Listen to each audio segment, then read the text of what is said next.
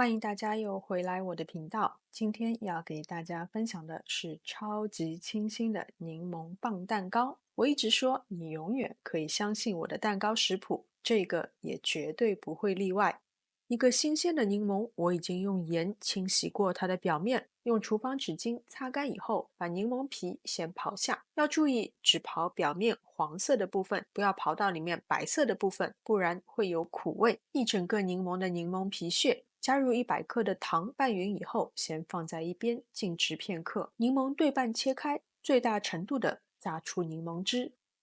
170克室温软化了的黄油，加入刚刚混合了柠檬皮屑的糖，再加入2克的盐，用电动打蛋器搅打至颜色变白，体积变大。这里是3个鸡蛋，分次加入到黄油中，每一次都要彻底拌匀以后才加入下一次。过程中呢，要时不时的用橡皮刮刀把搅拌缸上面的黄油刮下来，这样才能保证黄油跟鸡蛋彻底的搅拌均匀。我今天使用的鸡蛋比较小，每一个大概就40几克的样子。如果你使用比较大颗的鸡蛋，可以只用2个。筛入170克的低筋面粉和3克的泡打粉，用橡皮刮刀拌至看不见干粉的状态，加入50克的柠檬汁，再次用橡皮刮刀拌匀以后，蛋糕面糊就完成了。拌好的面糊非常的细腻有光泽，把它们装入已经铺了烘焙纸的模具当中。其实先装入裱花袋，再挤入模具中会更方便。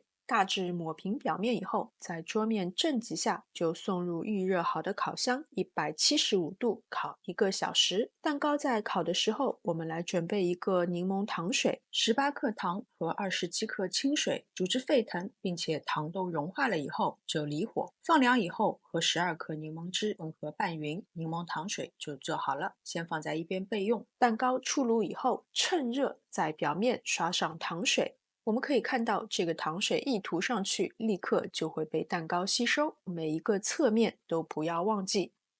可以马上就吃，但是最好是包上保鲜膜，室温静置，隔天才开始享用。切开蛋糕放进嘴里的那一刻，你会知道这一天的等待是非常值得的。超级湿润松软的口感，我相信这会是你吃过最好吃的棒蛋糕。很多人都会觉得棒蛋糕是非常油腻的，但是我的配方呢已经减了糖，并且因为大量的柠檬的加入，所以口感非常的清新，吃起来完全是甜而不腻。好了，今天的视频就到这边，非常感谢大家的观看。喜欢我的视频，请记得点赞、分享和关注我的频道。我们下次再见。